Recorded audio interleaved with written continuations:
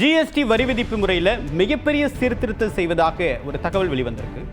என்ன சீர்திருத்தம், என்ன மாற்றம் வரப்போகுது? இந்த 12% இருக்கிறத நிறைய கூட்ஸை 5% எடுத்துட்டு வரணும். அதே மாதிரி 28% இருக்கிறத நிறைய கூட்ஸை நம்ம 18%க்கு எடுத்துட்டு வரணும் அப்படின்றது தான் இது பெரிய நோக்கம். மக்கள் கிட்ட நுகர்வுத்தன்மை குறைஞ்சிடுச்சு, வேற வழி இல்லாதனால தான் அதை ஊக்குவிப்பதற்காக தான் இந்த ஜிஎஸ்டி ஸ்லாபை மாற்றி அமைக்கிறாங்க அப்படின்னு எடுத்துக்க முடியாதா? கிடையாது சார், இது ஒரு growth oriented aspect, ease of business அப்படின்னு கூட பார்க்கலாம் இல்லையா? தமிழ்நாட்டிலேயே இந்த பட்டர், ஜாம், கிரீம் பண்ணுக்கும் இருக்கக்கூடிய பிரச்சனையை அன்னபூர்ணாவுடைய ஓனர் ரொம்ப தெளிவாக சொன்னார். அதுதானே இப்போ மத்திய அரசு பண்ணுது.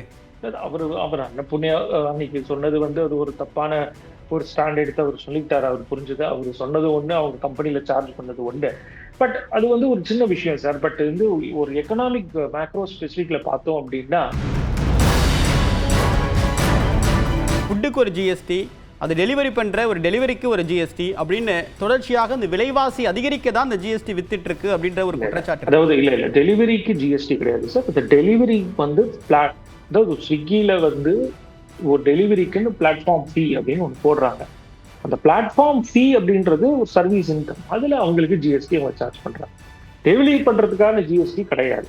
நீங்க எந்த கூட்ஸ் ஸ்விக்கியில வாங்குறீங்களோ அந்த கூடுக்கான என்ன டாக்ஸோ அது சார்ஜ், அது ஒண்ணு. அது நீங்க எனிவே கடையில போய் வாங்கினாலும் நீங்க பே பண்ணதான் போறீங்க. இப்ப இன்சூரன்ஸ் எடுக்கிறவங்களுக்கு என்ன விதமான நன்மை கிடைக்கும்? இந்த இன்சூரன்ஸ் பிரீமியம் 18% 5 கிட்டத்தட்ட அந்த 3000ன்றது நாளைக்கு 500-600 கம்மியாகும். வணக்கம் நேயர்களே, இன்று நாம் நேர்காணல் செய்ய இருக்கக்கூடிய சிறப்பு விருந்தினர் ஆடிட்டர் சுந்தர்ராமன் சார். வணக்கம். வணக்கம் சார். ஜிஎஸ்டி வரி விதிப்பு முறையில் மிகப்பெரிய சீர்திருத்தம் செய்வதாக ஒரு தகவல் வெளிவந்திருக்கு. என்ன சீர்திருத்தம், என்ன மாற்றம் வரப்போகுது? ஒரு முக்கியமான நல்ல அனௌன்ஸ்மெண்ட் நம்மளுடைய ஆகஸ்ட் 15 சுதந்திர தினம் அன்னைக்கு நம் பாரத பிரதமர் நரேந்திர மோடி அவர்கள் கூறியிருந்தாங்க. அதாவது இந்த ஜிஎஸ்டி அமல்படுத்தி இன்னைக்கு பாத்தீங்க அப்படின்னா கிட்டத்தட்ட 2017 சக்சஸ்ஃபுல்லாக 8 ஆண்டுகள் இம்ப்ளிமெண்ட் பண்ணி செயல்படுத்தப்பட்டிருக்கு. இதுல இம்ப்ளிமெண்ட் பண்ண தேதியிலேருந்து ஜிஎஸ்டி சக்சஸ் ஆயிருக்கா, ரேட் ஆவரேஜா கம்மியா இருக்கா அப்படின்றது பார்க்கறதுக்கு முக்கியமாக ஒரு 2-3 பேராமீட்டர்ஸ் இருக்கு. ஒன்று எக்கனாமிக் லாங்குவேஜில் சொல்லுவாங்க ரெவென்யூ நியூட்ரல் ரேட் அப்படின்னு சொல்லுவோம். அதாவது மொத்த ஜிஎஸ்டி கலெக்ஷன், மொத்தமா இருக்கக்கூடிய ப்ராடக்ட், நிறைய ரேட் இருக்கு இல்லையா, 5% ரேட்டு, 12% ரேட்டு, அதெல்லாம். இதுல ஆவரேஜ் ரேட் என்ன இருக்கு அப்படின்னு நம்ம பார்ப்போம். வெயிட்டட் ஆவரேஜ் அப்படின்னு. ஸோ அந்த வெயிட்டட் ஆவரேஜ் ரேட் பார்த்தோம்னா ஜிஎஸ்டி இம்ப்ளிமெண்ட் பண்ண டைம்ல 15.5% இருக்குது. சில ப்ராடக்ட்ஸ் 5% இருக்கு, சில ப்ராடக்ட் 12% இருக்கு, சில ப்ராடக்ட் 18% இருக்கு. ஆனா ஆவரேஜ் ரேட் அப்படின்றது பார்த்தா 15% இருந்தது. இது இன்னைக்கு பாத்தீங்க அப்படின்னா 11% கம்மியா இருக்கு. அப்படின்றது ஒரு எக்கனாமிக் பெஞ்ச்மார்க். ஜென்ரலா ஒரு ப்ராடக்டோட ரேட் சதவீதம் கம்மியா இருக்கு அப்படின்னு சொல்லலாம். ரெண்டாவது முக்கியமான விஷயம் பாத்தீங்க அப்படின்னா கலெக்ஷன். ஜிஎஸ்டி நீங்க நம்மளால பார்க்க முடியுது. எவ்ரி மந்த் அதோடைய கலெக்ஷன்ஸ் கிட்டத்தட்ட 2 lakh crores வரைக்கும் ஈவன் ரீசெண்டா ஜூலை 2025 கூட பார்க்க முடியுது. It has crossed 2 lakh crores of collection அப்படின்றது. பட் இருந்துமே பாத்தீங்கன்னா அதோட இம்ப்ளிமெண்டேஷன்ஸ்ல நிறைய பேருக்கு டிஃபிகல்டிஸ். அதாவது மேஜரா இந்த 4 ப்ராடக்டோட சிஸ்டம் ரேட் நம்ம presently we are adopting. We are having that 5% slab, 12% slab and 18% and 28% slab. சில சின் கூட்ஸுக்கு மட்டும் 40% அப்படின்ற ஒரு சில கூட்ஸுக்கு மட்டும் 8-10 கூட்ஸுக்கு மட்டும் இருந்தது. இந்த ப்ராடக்டோட கிளாசிபிகேஷன்ல பாத்தீங்கன்னா நிறைய இடத்துல இஷ்யூஸ் இருக்கு. இது 5% வருமா, 12% வருமா அப்படின்றது. அண்ட் நிறைய ப்ராடக்ட்ஸுக்கு 12% அண்ட் இந்த 28% அப்படின்றது ஜாஸ்தி ஆகுமாகவும் ஃபீல் பண்ணப்பட்டது. இதை ஸ்டடி பண்றச்சே இந்த 4 ஸ்லாப் சிஸ்டம் அப்படின்றத 2 ஸ்லாப் சிஸ்டமாக நம்ம சப்ஸ்டான்ஷியலா இருக்கிற கூட்ஸுக்கு அச்சீவ் பண்ணணும் அப்படின்ற ஒரு பிக்கஸ்ட் ரீஃபார்ம் நோக்கம் ரொம்ப நாளா பேசப்பட்டதுதான் வரும் அப்படின்றது எதிர்பார்க்கப்பட்டது. அதாவது இந்த 5 and 12 நீங்க எடுத்துக்காட்டுக்கு எடுத்தீங்கன்னா அண்ட் 18 and 28 அப்படின்றது நீங்க ரெண்டாவது எடுத்துக்கோங்க. இந்த 12% இருக்கிறத நிறைய கூட்ஸை 5% எடுத்துட்டு வரணும். அதே மாதிரி 28% இருக்கிறத வந்து நிறைய கூட்ஸை நம்ம 18%க்கு எடுத்துட்டு வரணும் அப்படின்றது தான் இது ஒரு பெரிய நோக்கம். இது மாதிரி நம்ம வந்து அச்சீவ் பண்றச்சே அப்படின்னு பார்க்கும்போது எது எதுலாம் சிக்னிபிகண்டா இருக்குன்ற ஒரு ஒரு எடுத்துக்காட்டு உங்களுக்கு சொல்றேன். இன்னைக்கு வந்து பாத்தீங்க அப்படின்னா, for example air conditioners, AC அப்படின்னு எடுத்தீங்கன்னா, டெலிவிஷன்ஸ் அப்படிலாம் எடுத்தீங்கன்னா 28% இருக்கு. ஆனா இது வந்து மிடில் கிளாஸ் வாங்கக்கூடிய ஒரு இம்பார்ட்டன்ட் ப்ராடக்ட் இருக்கு அப்படிங்கும்போது அதை வந்து 18%, 28ல இருந்து 18% கம்மி பண்ணலாம் அப்படின்ற ஒரு டிஸ்கஷன் போயிட்டு இருக்கு. ஸ்மால் கார்ஸ், கார்லயே லக்ஸுரி கார்ஸ் இல்ல, ஸ்மால் கார்ஸ். இன்னைக்கு வந்து கார் அப்படின்றது வந்து அதாவது ஒரு less than 6 lakhs to 7 lakhs budget, அதுவும் லெஸ் தென் 8 lakhs பட்ஜெட் வச்சுப்போமே, பெட்ரோலா இருக்கட்டும் டீசலா இருக்கட்டும். ஸ்மால் கார்ஸோட சதவீதம் வந்து 28%-ல இருந்து 18%க்கு கம்மி பண்ணலாம் அப்படின்ற ஒரு பொட்டன்ஷியல் டிஸ்கஷன் போயிட்டு இருக்கு.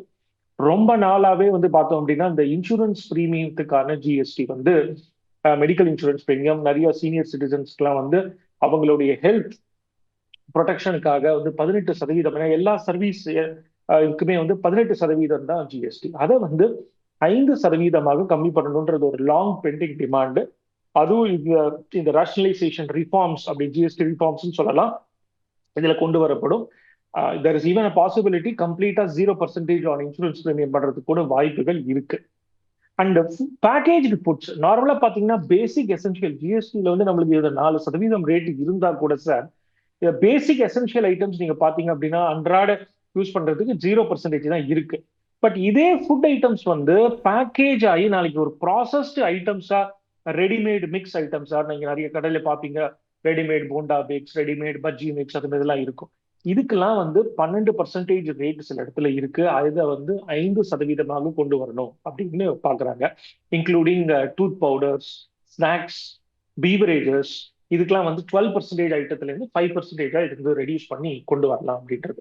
ஸோ 99% ஆஃப் த ஐட்டம்ஸ் இன்னைக்கு வந்து 12%ல இருக்கிறது வந்து 5%க்கு கன்சாலிடேட் பண்ணி கொண்டு வந்துட்டு, அதே மாதிரி 28%ல இருக்கிற ஐட்டம்ஸையும் நம்ம 18%க்கு கொண்டு வரணும். ஸோ எசென்ஷியலி பாத்தீங்க அப்படின்னா இந்த ரிஃபார்ம்ஸோட ஒரு பேஸ் எப்படி இருக்கும் அப்படின்னா 4% ஸ்லாப் அப்படின்றத வந்து 2% ஸ்லாபுக்கு எடுத்துட்டு போற மாதிரி இருக்கும். சிலது கூட்ஸுக்கு மட்டும் அந்த மாற்றங்கள் இல்லாம அப்படியே கண்டினியூ ஆகும், very very minimal items. And இதே நம்ம சின் கூட்ஸ் அப்படின்னு சொல்லுவோம், பான் மசாலா அது மாதிரியான இதுக்கு including some even jewellery also, அதெல்லாம் மட்டும் வந்து அந்த 40% லக்ஸுரி கார்ஸ் அப்படின்றது வந்து still will be at 40% rate அப்படில இருக்கும் அப்படின்றது நம்மளுக்கு தெரிய வரும். இப்ப சார், இப்ப மக்கள் கிட்ட இருந்து 8 ஆண்டுகளுக்கு பிறகு இந்த வரி சீர்திருத்தம் அவசியம் அப்படின்னு உணர்ந்து இந்த பெரிய ஸ்லாப் சேஞ்சஸை கொண்டு வராங்க. அப்ப இந்த 8 ஆண்டுகள் மக்கள் அனுபவித்த துயரம் அப்படின்றத மத்திய அரசு ஏற்றுக்கொண்டதா? மக்களுக்கு என்ன பதில் சொல்ல போறாங்க? சார், இது வந்து எந்த ஒரு ரேட் ரிடக்ஷனுமே வந்து லாஸ் வந்து இல்லாம இருக்காது சார். இதுல வந்து பாத்தீங்க அப்படின்னா கிட்டத்தட்ட வந்து இந்த ரிடக்ஷன்னால வந்து கவர்மெண்ட்டுக்கு ஒரு ரெவென்யூ லாஸ் கண்டிப்பாக இருக்கும். ஆனா இந்த loss let's say for example ஒரு எடுத்துக்காட்டுக்கு நான் ரஃபா எஸ்டிமேட் பண்றேன், ஒரு 50,000 lakhs crores ஆர் crores கூட இருக்கலாம்.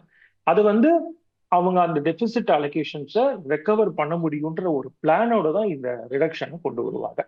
அதாவது ஆரம்பத்திலேயே வந்து நம்ம ரேட் ரிடக்ஷன் ஜிஎஸ்டி லான்ச் பண்ணும்போது ஒரு any policy level change sir, it requires one business சைக்கிள்னு சொல்லுவோம் எக்கனாமிக்ஸ்ல. 5 years அப்படின்றது மினிமம் ஒன் பிசினஸ் சைக்கிள். அந்த பிசினஸ் சைக்கிள போய் அது கம்ப்ளீட் ஆனா மட்டும்தான் அதோட நம்மளுக்கு ரிசல்ட் தெரிய வரும். இன்னைக்கு வந்து பாத்தீங்கன்னா ஒரு எடுத்துக்காட்டுக்கு இந்த lakh of crores of loss இந்த இம்ப்ளிமெண்ட் ரிடக்ஷன்னால இருந்தா கூட இதை வந்து எப்படி வந்து காம்பன்சேட் பண்ணலாம் அப்படின்ற ஒரு பிளானோடு தான் வருவாங்க. ஃபார் எக்ஸாம்பிள் இந்த ரேட் ரிடக்ஷன்னால நம்மளுக்கு கன்சம்ஷன் கூடும். இந்த கன்சம்ஷன் கூடும் போது நம்மளுக்கு ஆட்டோமேட்டிக்கா அந்த ஜிஎஸ்டி ரெவென்யூ எது லாஸ் ஆச்சோ அது வந்து காம்பன்சேட் ஆகும் அப்படின்ற ஒரு எடுத்துக்காட்டு. ஸோ இந்த கண்டிப்பாக இது வந்து it is not a loss. ஏன்னா 10 ரூபா வர வேண்டிய இடத்துல எனக்கு 5 ரூபா தான் வருதுங்கும் போது கவர்மெண்ட்டுக்கு ஓவராலா இருக்கக்கூடிய ரெவென்யூ கம்மி ஆகும். இந்த கம்மி ஆகிறதுக்கான பிளான் என்ன கரஸ்பாண்டிங்கா வேற ஏதாவது இடத்துல நம்மளுக்கு கலெக்ஷன்ஸ் வந்து கூடுது. அண்ட் இதோடைய ஜிஎஸ்டி ரேஷனலைசேஷன் டாக்ஸ் பண்றதுனாலையும் நம்மளுக்கு வந்து கன்சம்ஷன் அண்ட் சேல்ஸ் கூடுது. அதுதான் நான் சொல்றேன். கூடும்போது அதோட ஜிஎஸ்டி இன்க்ரீஸ் ஆகி ஒரு growth ரிஃபார்ம்ஸ் வரும். இதை வந்து இமிடியேட்டா வந்து நம்ம ரெக்கவர் பண்ண முடியாது இந்த லாஸை கூட. மக்கள் கிட்ட நுகர்வுத்தன்மை குறைஞ்சிடுச்சு, வேற வழி இல்லாதனால தான் அதை ஊக்குவிப்பதற்காக தான் இந்த ஜிஎஸ்டி ஸ்லாபை மாற்றி அமைக்கிறாங்க அப்படின்னு எடுத்துக்க முடியாதா? கிடையாது சார். இது வந்து ஒரு growth oriented aspect, ease of business அப்படின்னு கூட பார்க்கலாம் இல்லையா? அதாவது இது ஸ்டெப் பை ஸ்டெப்பா தான் சார் அந்த ரிலாக்ஸேஷன் அச்சீவ்மெண்ட்ஸை கொண்டு வருவோம். நம்ம 140 crore பாப்புலேஷன்ஸ் உள்ள ஒரு எக்கானமில பஞ்ச் ஆஃப் ஜிஎஸ்டி டிரான்சாக்ஷன்ஸ் அப்படின்றது it's business related day to day நடக்கக்கூடிய ஹியூஜ் டிரான்சாக்ஷன்ஸ். அந்த ரேட் ரிடக்ஷன்ஸ் அப்படிங்கிறதுலாம் ஈஸியா வைடு சேஞ்ச். அதுவும் ஒரே ஒரு ப்ராடக்ட் சேஞ்ச் மட்டும் கிடையாது. நான் வந்து ஒரு பேஸையே வந்து அபாலிஷ் பண்ணிட்டு இந்த 4% ஸ்லாப் நான் வந்து 2% ஸ்லாப் எடுத்துன்னு போறேன்றது பெரிய விஷயம். அதனால ஏற்படக்கூடிய லாஸை நான் வந்து எப்படி வந்து ரெக்கவர் பண்ண போறேன்ற ஒரு clear vision of thought and plan இருந்தால் மட்டும்தான் நம்ம அதுக்குள்ள போக முடியும். இப்போ வந்து ஒரு பிசினஸ் சைக்கிள், எந்த ஒரு சேஞ்சுமே ஒரு நம்மளுக்கு ஒரு 5 years அப்படின்ற ஒரு பிசினஸ் சைக்கிள் நடக்கணும். நான் சொன்ன மாதிரி அந்த ஒரு பிசினஸ் சைக்கிள் நம்ம பார்த்துருக்கோம். அப்ஸ் அண்ட் டவுன்ஸ் வந்து ஜிஎஸ்டி சிஸ்டம் தாங்கி இருக்கு. இதுக்கு அடுத்த ஸ்டெப்பா வந்து இந்த வைட் சேஞ்சை கொண்டு வராங்க. கன்சம்ஷன் பூஸ்ட் மட்டும் இல்ல, எக்கனாமிக் சிக்னிஃபிகன்ஸ் அண்ட் ஆல்சோ வந்து ஒரு ரேஷனலைசேஷன் சிம்பிளிஃபிகேஷன் ஆஃப் ஸ்லாப்ஸ் அப்படின்றது இன்னைக்கு நிறைய ஃபாரின் கண்ட்ரிஸ் வந்து வரச்சே வந்து ஜிஎஸ்டின்றது ஒரு சிம்பிளிஃபிகேஷன் நம்ம பொசிஷன் பண்றோம். நம்ம ஊர்ல வந்து டாக்ஸ் சிஸ்டம் பாருங்க சார், 2 ஜிஎஸ்டி ஸ்லாப் தான் சார் இருக்கு. அப்படிங்கும்போது அதுவும் ஒரு அட்ராக்டிவ் பொசிஷனிங் இன்வெஸ்ட்மெண்ட் வந்து நாளைக்கு நம்ம வாங்கிட்டு வரதுக்கு. இதுதானே சார் காங்கிரஸும் சொல்லிச்சு, ரொம்ப காம்ப்ளிகேட்டட் அப்படின்றது கூட நம்ம பார்க்கலாம். இல்ல இதுதானே காங்கிரஸும் சொல்லிச்சு, ஜிஎஸ்டி ஸ்லாப் வந்து நாங்க கொண்டு வந்ததுல 2 3 தான் இருந்தது, இப்ப 5 ஸ்லாப் இருக்கு, அதை ஏற்றுக்கொள்ள முடியாது அப்படின்னு காங்கிரஸ் சொல்லிச்சு. சில நாட்களுக்கு முன்னதாக தமிழ்நாட்டிலேயே இந்த பட்டர் ஜாம், இந்த கிரீம் பண்ணுக்கும் இருக்கக்கூடிய பிரச்சனையை அன்னபூர்ணாவுடைய ஓனர் ரொம்ப தெளிவா சொன்னாரு. அதுதானே இப்ப மத்திய அரசு பண்ணுது. அவர் அன்னபூர்ணா அன்னைக்கு சொன்னது வந்து அது ஒரு தப்பான ஒரு ஸ்டாண்ட் எடுத்து அவர் சொல்லிட்டாரு. அவர் புரிஞ்சது. அவர் சொன்னது ஒண்ணு, அவங்க கம்பெனில சார்ஜ் பண்ணது ஒண்ணு. பட் அது வந்து ஒரு சின்ன விஷயம் சார். பட் வந்து ஒரு எக்கனாமிக் மேக்ரோ ஸ்பெசிபிக்ல பார்த்தோம் அப்படின்னா 17 டிஃப்ரெண்ட் லா இருந்தது வந்து ஒரு லாவா மாறி இருக்கு. Entry tax, luxury tax, service tax. ஒரு ஸ்டேட்ல இருந்து இன்னொரு ஸ்டேட்ல நீங்க கூட்ஸ் என்டர் பண்ணனாலே என்ட்ரி டேக்ஸ் இருக்குது. நீங்க வந்து பாத்தீங்கன்னா Belgaum to Goa national union territory border, Pondicherry to Tamil Nadu உள்ள கூட்ஸ் என்ட்ரி ஆகிறதுக்கே வந்து உங்களுக்கு டாக்ஸ் உங்களுக்கு தெரியாது. அதாவது அந்த காலத்துல மாருதி கார்லாம் லான்ச் பண்றச்சே மாறி இப்ப கூட நிறைய பேர் காரை போயிட்டு பாண்டிச்சேரியில் வாங்குவாங்க டாக்ஸ் கம்மி அப்படின்னு சொல்லிட்டு. இப்ப இந்த ஊர்ல 12% இருக்கு, அந்த ஊர்ல 5% இருக்குன்னா எம்ஜிஆர் டைம்ஸ்ல என்ட்ரி டாக்ஸ் ஒன்று கொண்டு வந்தாங்க. அதாவது பாண்டிச்சேரியில் நீ போய் காரை வாங்கு, பட் அதை வந்து நீ தமிழ்நாடுல பிளே பண்ணணும்னா அந்த டிஃபரன்ஸ் 7% இருக்கு பாருங்க, அதை நீ என்ட்ரி டாக்ஸ்னு பே பண்ணணும்னு சொல்லிட்டு டாக்ஸ் வாராக இருந்தது. இதெல்லாம் அபாலிஷ் ஆகி ஒரே சட்டமா கொண்டு வந்து நீங்க இந்த ஜிஎஸ்டியோட ஈக்குவலண்ட் முன்னாடி இருந்த excise law and sales tax வேட்னு சொல்லுவோம். அதுலயுமே வந்து இதே not just 4% sir, 6% slab rate இருந்தது. ஸ்லாப் ரேட் ஜிஎஸ்டி இந்த எல்லா சட்டத்தையும் ஒரு சட்டத்துக்கு கீழே கொண்டு வந்தா விலைவாசி குறையும் அப்படின்ற ஒரு முழக்கத்தோட தான் இந்த ஜிஎஸ்டி அமல்படுத்தப்பட்டது. ஆனா இன்னைக்கு ஸ்விக்கியில் ஃபுட்டுக்கு ஒரு ஜிஎஸ்டி, அது டெலிவரி பண்ற ஒரு டெலிவரிக்கு ஒரு ஜிஎஸ்டி அப்படின்னு தொடர்ச்சியாக இந்த விலைவாசி அதிகரிக்க தான் இந்த ஜிஎஸ்டி வித்துட்டு இருக்கு அப்படின்ற ஒரு குற்றச்சாட்டு. அதாவது இல்ல டெலிவரிக்கு ஜிஎஸ்டி கிடையாது சார். இந்த டெலிவரி வந்து அதாவது ஸ்விக்கியில வந்து ஒரு டெலிவரிக்குன்னு பிளாட்ஃபார்ம் ஃபீ அப்படின்னு ஒன்று போடுறாங்க. அந்த பிளாட்ஃபார்ம் ஃபீ அப்படின்றது ஒரு சர்வீஸ் இன்கம், அதுல அவங்களுக்கு ஜிஎஸ்டி அவங்க சார்ஜ் பண்றாங்க. டெலிவரி பண்றதுக்கான ஜிஎஸ்டி கிடையாது. நீங்க எந்த கூட்ஸ் ஸ்விக்கியில வாங்குறீங்களோ அந்த கூடுக்கான என்ன டாக்ஸோ அது சார்ஜ், அது ஒண்ணு. அது நீங்க எனிவே கடையில போய் வாங்கினாலும் நீங்க பே பண்ணதான் போறீங்க. அதை தவிர்த்து அதை நீங்க ஸ்விக்கி மூலமா வாங்கும் போது இந்த ஸ்விக்கிக்கு ஒரு ஃபீ, கமிஷன், இன்ஃபர்மேஷன் டெக்னாலஜி பிளாட்ஃபார்ம் ஃபீன்னு சொல்லலாம், 10 ரூபா 15 அவன் சார்ஜ் பண்றான். அதுக்கு அந்த 10 ரூபாய்க்கு ஜிஎஸ்டி அவன் போடுறான். ஏன்னா சர்வீசஸ் இன்கம் எல்லாருக்கும் ஜிஎஸ்டி கலெக்ட் பண்ணி தான் ஆகணும் சார். இது வந்து ஜிஎஸ்டி இம்ப்ளிமெண்ட் பண்ண அப்புறம் நான் சொன்ன மாதிரி நான் அதனாலதான் நான் வந்து ஸ்டார்டிங் பாயிண்டே ஒரு இம்பார்ட்டன்ட் ஸ்டாட்டிஸ்டிக்ஸோட ஆரம்பிச்சேன் சார். அதாவது ரெவென்யூ நியூட்ரல் ரேட். இந்த ரெவென்யூ நியூட்ரல் ரேட்டை யாருமே சேலஞ்ச் கொஸ்டினே பண்ண முடியாது. நான் டேட்டாவோட நான் சொல்றேன். ஜிஎஸ்டி ஆரம்பத்து காலத்துல இந்த ஆவரேஜ் ரேட் வந்து 15% இருந்தது. அது வந்து இன்னைக்கு ஜிஎஸ்டி இம்ப்ளிமெண்ட் ஆனப்பறம் இன்னைக்கு 8 வருஷத்துக்கு கழிச்சு 11% குறைந்து உள்ளது. இந்த 12% வரணும் ரெவென்யூ நியூட்ரல் ரேட்ஸ் இல்ல டிசிஷன் மேக்கிங்க்கு வந்து it should come down to 12%.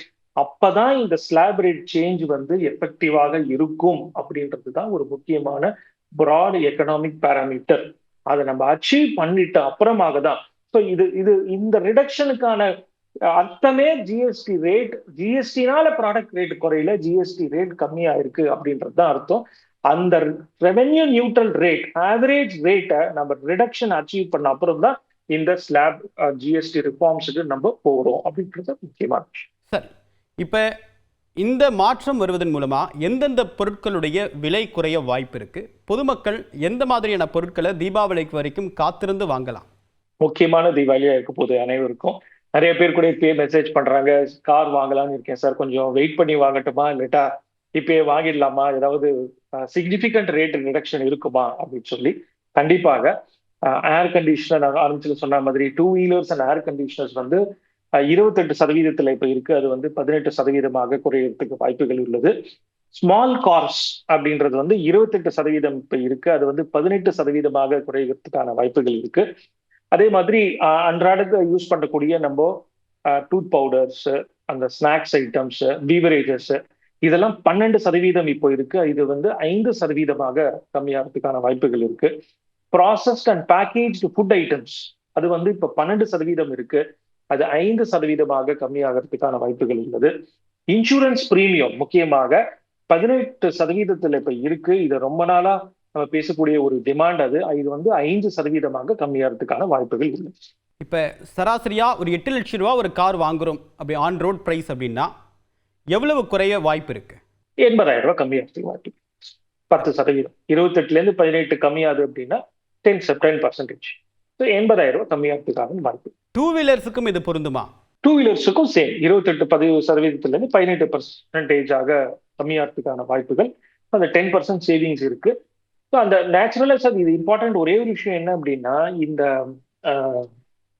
உடனே நெக்ஸ்ட் டேலே அது ஆக்சுவலா பெனிஃபிட் வரணும். இப்போ பாத்தீங்க அப்படின்னா ஃபேக்டரியிலேருந்து டீலர்ஸ்க்கு வந்து இன்வென்ட்ரி வாங்கியிருப்பாங்க. அந்த இன்வென்ட்ரி வந்து ஆல்ரெடி அவங்க பைல் பண்ணி வச்சிருப்பாங்க. அதை திருப்பி கன்சியூமருக்கு பாஸ் ஆன் பண்றாங்க. இந்த ஸ்மால் டிரான்சிஷன் எஃபெக்ட் டிலே மட்டும் இருக்கும். அந்த எக்ஸிஸ்டிங் இன்வென்ட்ரிலாம் டைல்யூட் ஆகும். மற்றபடி அது 1 or 2 months அது சரி பண்ணிடுவாங்க. ஸோ முக்கியமாக வந்து ஒரு மேனுஃபேக்சரும் இந்த ஜிஎஸ்டி ரேட்னால ரெடியூஸ் ஆகிறத வந்து கன்சியூமருக்கு பாஸ் பண்ணி ஆகணும். இது வந்து ஜிஎஸ்டி லாலேயே ஒரு சட்டம் இருக்கு. ரேட் ரிடக்ஷன்னால ஒரு ஜிஎஸ்டி ரேட் ரெடியூஸ் ஆகுது அப்படின்னா அந்த லாபத்தை மேனுஃபேக்சரரோ டீலரோ எடுத்துக்க கூடாது. அது கன்சியூமருக்கு கண்டிப்பாக பாஸ் பண்ணி ஆகணும். ஸோ ஒரு கார் இப்போ 8 லட்சம் ரூபாய்க்கு விற்கிறாங்க இன்க்ளூடிங் ஜிஎஸ்டி எடுத்துக்காட்டுக்கு அப்படின்னா, நாளைக்கு இது வந்து 28%-லேருந்து 18% இந்த ரேட் குறையும் போது அது 7.2 lakhs தான் அடுத்தது விற்கணும். 80,000 பிரைஸ் கம்மி பண்ணி தான் வித்தாகணும். இல்ல அதுல ஒரு 50,000 மட்டும் கன்சியூமர் கொடுப்போம், பாக்கி 30,000 நம்ம எடுக்கிறோம்னு பண்ணக்கூடாது. இது வந்து ஜிஎஸ்டியில வந்து பாத்தீங்கன்னா ஆன்டி ப்ராஃபிட் கிளாஸ் அப்படின்னு ஒன்று இருக்கு. ஒரு தனி ப்ரொவிஷன் இதுக்குன்னு தனி டிபார்ட்மெண்ட் கூட ஜிஎஸ்டிக்குள்ள இருக்கு. ரேட்னால ஒரு ப்ராடக்ட் வந்து கம்மியாகுது அப்படிங்கும் போது அந்த பெனிஃபிட்டை கன்சியூமர் நுகர்வோருக்கு பாஸ் பண்ணி ஆக வேண்டும் அப்படின்ற சட்டம் ரொம்ப கிளியரா. இப்ப 12% அந்த ஸ்லாபையே டோட்டலா நீக்க போறாங்க. பெரும்ப 99% பொருட்கள் 5% ஸ்லாப்ல வரப்போகுது. அப்படி வரும்போது அத்தியாவசிய பொருட்கள், அரிசி, பருப்பு இந்த மாதிரியான பொருட்கள் விலை குறைய வாய்ப்பு இருக்கா? என்னென்ன பொருட்கள் இந்த ஸ்லாபுக்குள்ள வராங்க? அதாவது அத்தியாவசிய பொருட்கள் நீங்க பாத்தீங்கன்னா இன்னைக்கு கூட வந்து பாத்தீங்கன்னா இதெல்லாம் 0% தான் இருக்கு. இந்த ஆல்ரெடி இருக்கக்கூடிய 0%ல எதெல்லாம் இருக்கோ, வெஜிடபிள்ஸ், ஃப்ரூட்ஸ் இதெல்லாம் தொட மாட்டாங்க. இதெல்லாம் 0%ல தான் இருக்கும். நான் சொன்ன மாதிரி ஃபுட்ஸ்லயே இந்த ப்ராசஸ்டு ஃபுட்ஸ் அது மாதிரி இருக்கிற 12% ஐட்டம்ஸ் அதுல உள்ளது எல்லாமே 5%க்கு போகும்.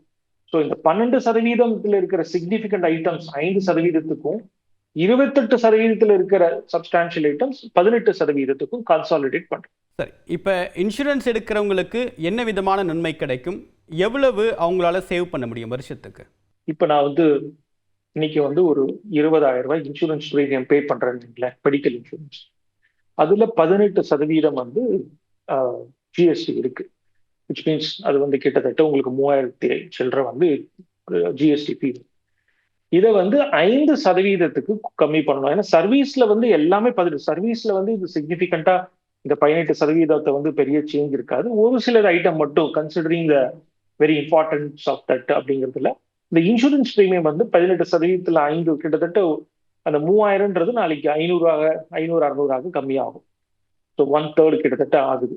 ஸோ அதனால முன்னாடி நீங்க இப்போ 23,000 ரூபாய் நீங்க பிரீமியம் பே பண்ணீங்கன்னா இன்க்ளூடிங் ஜிஎஸ்டி, அதுல உங்களுக்கு ஒரு 2,500 ரூபாய் கன்செஷன் வரும் சார், கம்மி. இப்போ ட்ரம்ப்போடைய டாரிஃப் நெருக்கடி ஒன்று இருக்கு. ஸோ வெளிநாட்டிலிருந்து இறக்குமதி இனிமேல் தவிர்க்க முடியாத அமெரிக்க பொருட்களுடைக்கு மார்க்கெட்டை ஓப்பன் பண்ண வேண்டிய நெருக்கடி இந்திய அரசுக்கு இருக்குது. ஸோ இதை தவிர்ப்பதற்காகத்தான் இந்திய மார்க்கெட்டில் இந்திய பொருட்களுக்கான ஜிஎஸ்டி வரியை குறைக்கிறாங்களா? கிடையாது சார். அதாவது ஃபர்ஸ்ட் ஆஃப் ஆல் நம்ம ட்ரம்ப் டேரிஃப் அப்படின்றது இட்ஸ் வெரி ப்ரெசென்ட்டா இருக்கக்கூடிய ஒரு சிக்னிஃபிகண்டான ஒரு இம்பாக்ட் இருக்காது. ஏன்னா நீங்க பாத்தீங்கன்னா இந்தியா வந்து ஒரு டாமினன்ட் பொசிஷன்ல அவங்க இருக்காங்க. நீங்க வந்து இந்தியாவோட எக்ஸ்போர்ட் டு யூஎஸ் சிக்னிஃபிகண்டா பாத்தீங்க அப்படின்னா drug items and service items 40% of the exports வந்து பார்த்தோம் அப்படின்னா யூஎஸ்க்கு ட்ரக்ஸ் அண்ட் சர்வீசஸ் இது ரெண்டுமே வந்து இந்த 50% டாரிஃப்ல வந்து எக்ஸம்ஷன் விலக்குல தான் இருக்கு.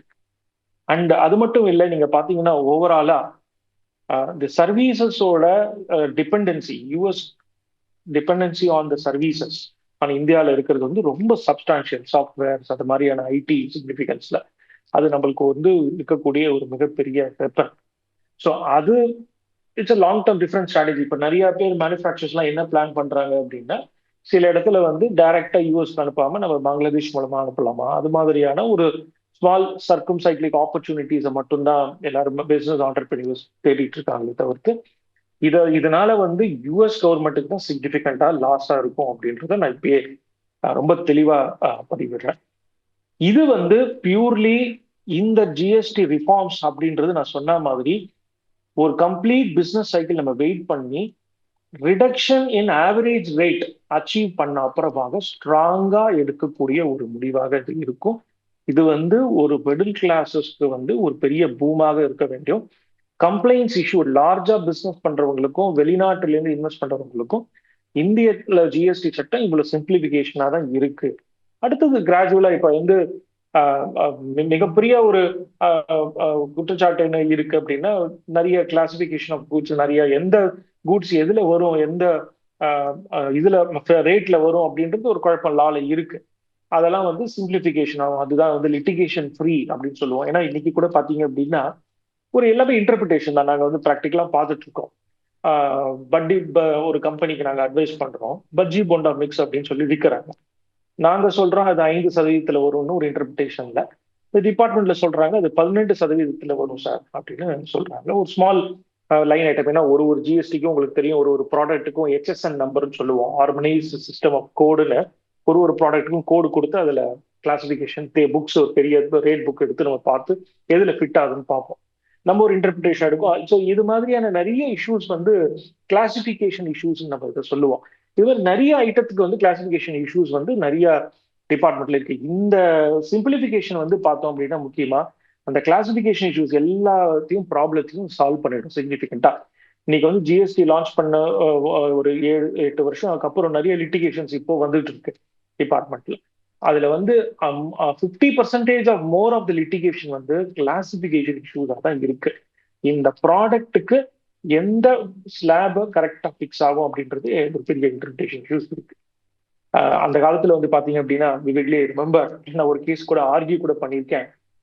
அதாவது இப்போ ஹோட்டல்ல போய் நம்ம சாப்பிடுறோம் அப்படின்னா அந்த சர்வீஸ் டாக்டர் அந்த காலத்துல இட்லி எடுத்துட்டு வந்து பண்ணும்போது இட்லி வந்து கூட் அப்படின்னுங்கிறது ஒரு டிபார்ட்மெண்ட், சேல்ஸ் டாக்ஸ் டிபார்ட்மெண்ட் வந்து நான் ஸ்வாட் தான் சேல்ஸ் டாக்ஸ் போடுவேன் இட்லி கூட் அப்படின்னாங்க. சர்வீஸ் டாக்ஸ் டிபார்ட்மெண்ட் இல்லை, நீங்க ஒரு ஏசி ரெஸ்டாரண்ட்ல வந்து நீங்க வந்து அது சர்வீசஸ் தான் நீங்க அவைல் பண்றீங்க, அதனால வந்து நீங்க இட்லி சர்வ் பண்ணும்போது அதுல வந்து சர்வீஸ் டாக்ஸும் நாங்க போடுவோம் அப்படின்னு சொன்னாங்க. அதுக்கப்புறமாக என்ன ஆச்சு அப்படின்னா 2 பேரும் 2 போட்டாங்க, வேட்டும் போட்டாங்க சர்வீஸ் டாக்ஸ். நீங்க ப்ரீ ஜிஎஸ்டியோட பில் எடுத்து பாத்தீங்க அப்படின்னா வேட் இருக்கும், சர்வீஸ் டாக்ஸும் ரேட்ல போட்டிருப்பாங்க. ஸோ சர்விங் ஆஃப் இட்லின்றது கூடா சர்வீசஸ் தான், ஒரு பொருளா ஒரு சேவையா அப்படின்றது ஒரு பெரிய லிட்டிகேஷனாக இருந்த காலங்கள்லாம் இருக்கு. அதே மாதிரி வந்து பாத்தீங்கன்னா இந்த ஜிஎஸ்டி வந்த அப்புறம் அந்த கூட்ஸா சர்வீசஸ் ஏன்னா 2 மர்ஜ் ஆயிடுச்சு. அந்த இஷ்யூ ப்ராப்ளம் கிடையாது. பட் எந்தெந்த ப்ராடக்ட்டுக்கு எந்தெந்த, நீங்க ஒரு சிம்பிளா நான் சொல்றேன், கார் அப்படின்னு எடுத்தீங்கன்னு வச்சுக்கோங்களேன், ஒரு காரோட காம்பனன்ட்ஸ் தனித்தனியா பிரிச்சிங்கன்னா 1300 காம்பனன்ட் இருக்கு சார் உள்ள. ஸ்மால் நட்டுல இருந்து, சீட்ல இருந்து, டயர்ல இருந்து, பெல்ட்ல இருந்து, ஒரு ப்ராடக்ட்டுக்கும் என்னென்ன ஜிஎஸ்டி நாங்கள் அனலைஸ் பண்ணிப்போம். சீட்டுக்கு இந்த ரேட் வரும், லெதர் சீட்னா இந்த பெல்ட் வரும், இந்த ஸ்க்ரூக்கு 5% வரும். இதெல்லாம் காம்பினேஷன் பண்ணி மொத்த இதுக்கு தான் வருது. ஸோ அதுலயே வந்து பாத்தீங்க அப்படின்னா நிறைய இன்டர்பிரிட்டேஷன்ஸ் இருந்திருக்கு எதுலான்ட்டு. அதெல்லாம் இப்ப லிட்டிகேஷன்ஸ்ல இருக்கு சில இடத்துல. இந்த மாதிரியான இந்த ஃபாரின் கம்பெனிஸ் நிறைய பேர் ஹுண்டா அது மாதிரிலாம் வரச்சே அவங்களுக்கு வந்து இந்த இந்த நிறைய இருக்கக்கூடிய ஸ்லாப் ரேட் காம்ப்ளிகேஷன்ஸ் கம்மி ஆகணும் அப்படின்ற ஒரு தொலைநோக்கு பார்வை. இதுதான் நம்ம வந்து ease of doing business, simplification of rate அப்படின்னு சொல்றோம். மிடில் கிளாஸுக்கு பூனாக இருக்கணும், பிசினஸ் பண்றவங்களுக்கு ஒரு சிம்பிளிஃபிகேஷனாக இருக்கணும், and long term rationalisation of ரேட்ஸாக இருக்கணும் அப்படின்ற ஒரு தொலைநோக்கு பார்வை சார். GST 2.0 எந்த அளவுக்கு மக்களுக்கு பயனுள்ளதாக இருக்க போகுது அப்படின்றத பொறுத்து இருந்து பார்க்கலாம். உங்களுடைய கருத்துக்களுக்கு மிக்க நன்றி சார்.